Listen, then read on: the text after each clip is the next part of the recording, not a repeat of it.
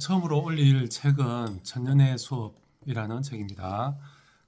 작가는 김헌 교수님이고, 이 책을 선정한 이유는 제목이 너무 좋아서 선정했습니다. 오래된, 오랫동안 배워온 어떤 지혜, 지식, 그것이 이 책 제목이라고 생각하고, 그 다음에 사실 더 좋은 거는 소제목이었습니다. 9가지 질문.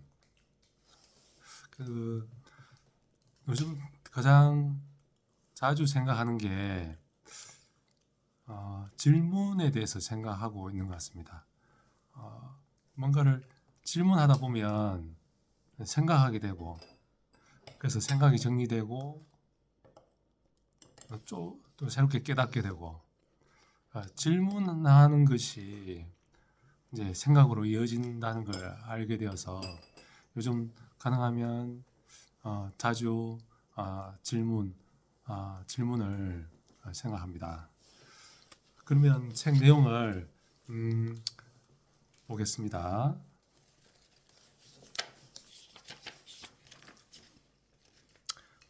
답은 틀려도 질문은 틀리지 않는다. 우리가 질문할 때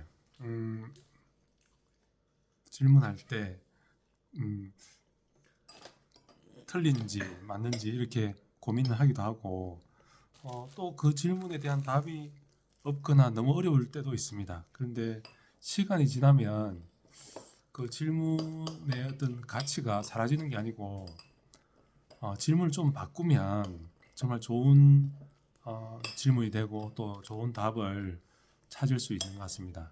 예를 들면 저 같은 경우 고등학교 3학년 때 인생이란 뭔가, 왜 사는가 이런 질문을 했었는데, 그때는 그 답을 사실은 찾지는 못했습니다. 그런데 그 이후에 지금까지 나는 어떻게 살아야지, 어떻게 하면 더 잘 살 수 있을까, 이런 질문들을 지금은 하게 되었습니다. 그래서 더 나와 나 자신을, 나와 주변을 더 잘 살필 수 있는 것이었습니다. 그래서 틀린 질문은 없다, 이런 생각하고, 질문을 하면 생각을 하게 된다, 이렇게 생각합니다. 첫 부분에 바르게 질문하고 있습니까? 생각할 때 저는 소크라테스가 그 삼파법이라고 하죠. 질문을 통해서 결국 깨닫게 되는 게 내가 아는 게 없구나, 이런 걸 알게 되지 않습니까? 그래서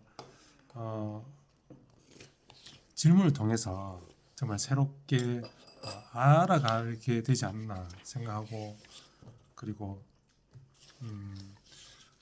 어떤 현상에 대해서, 예를 들면 뉴턴이 사과가 떨어지는 걸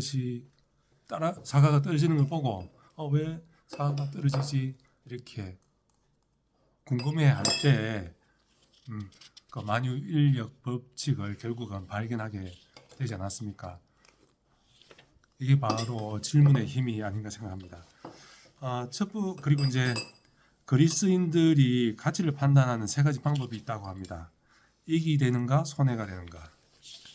두 번째, 옳은가, 그른가. 세 번째, 아름다움과 추함과. 이게 어떤 위계는 없이 이렇게 3가지 방법이라는데, 저는 사실은 아름다움과 추함과, 이게 가장 높은 위계에 있지 않는가, 이런 생각을 합니다. 창세기 보면 하나님께서 세상을 만들고 아름다웠다라고 하지 않습니까? 어떤 사물에 대한 어떤 가장 최상의 평가가 아름다운 것이 아닌가, 아름다움으로 설명되지 않을까 하는 생각. 그러면 이익이 되고 손해가 되지만 뭐 옳은 것, 그것이 바로 아름다운 것이 아닌가, 이런 생각 해봅니다. 그리고 그 성급한 판단을 경계하는 아포케의 지혜. 그 아포케는 어떤 판단 중지라는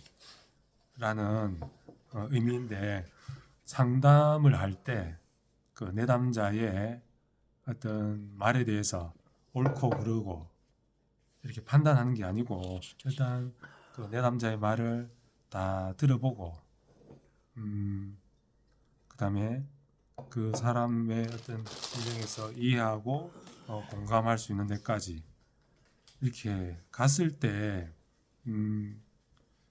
그 내담자에게 바른 바른 어떤 내용, 바른 상담을 해줄 수 있을 것 같습니다.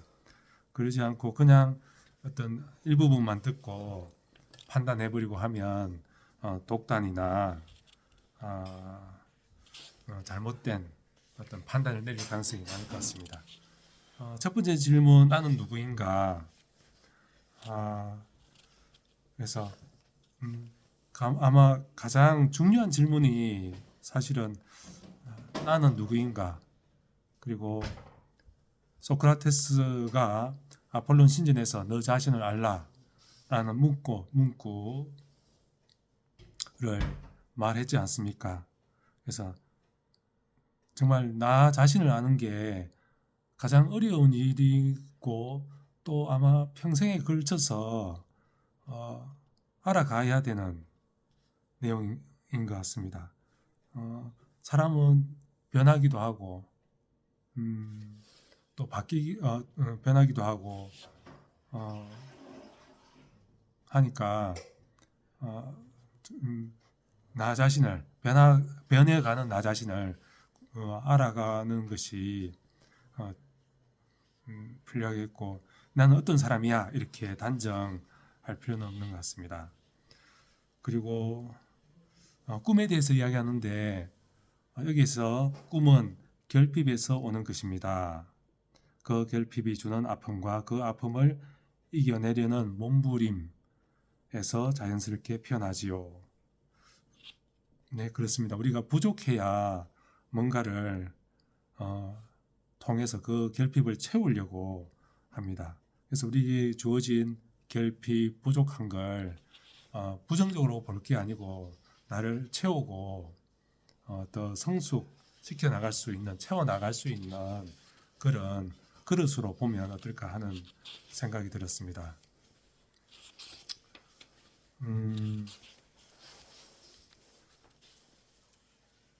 그리고 정말 나를 알아가는 것이 늘 행복을 가져다 주지는 않는다 라는 것도 이 책에 있습니다. 진짜 나를 대면하는 것은 굉장히 고통스러운 일일지도 모릅니다. 그렇습니다. 자기의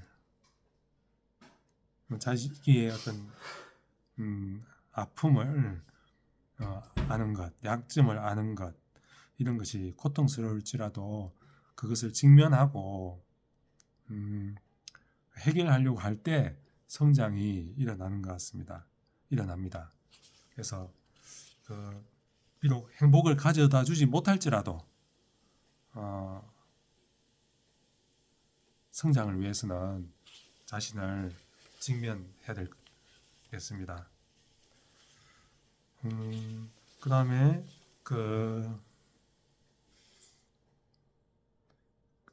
라틴어의 로고스는 우리말로 말이라는 뜻인데, 또 다른 말로는 이성이라는 뜻도 있습니다. 로고스는 말씀. 그래서 신약 성경에도 태초에 말씀이 계셨다 해서 말씀이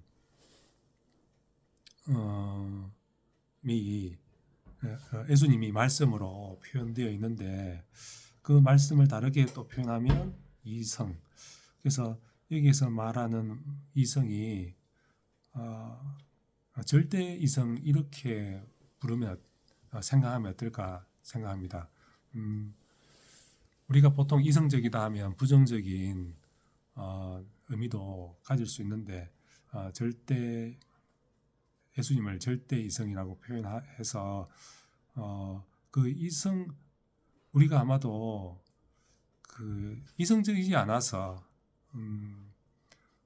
우리 속에 어떤 나쁜 감정들이 이렇게 우리를 압도하고 우리를 움직이지 않나 이런 생각하면서 정말 하나님 만드신 이 우주가 케이오스 무질서에서 코스모스 그 우주가 되지 않습니까? 우주는 그 질서를 갖추게 되는데 그 질서는 바로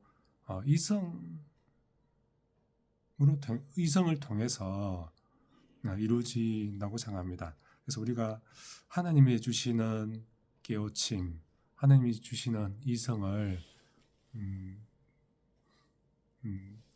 그 이성을 얻기 위해서 기도하고 구해야 할 것 같습니다. 책의 내용이 너무 많은데 근데 10분 안에 하기가 너무 어려운 것 같습니다. 그 어느 선생님이 서툴러도 괜찮아. 시작하는 게 중요해.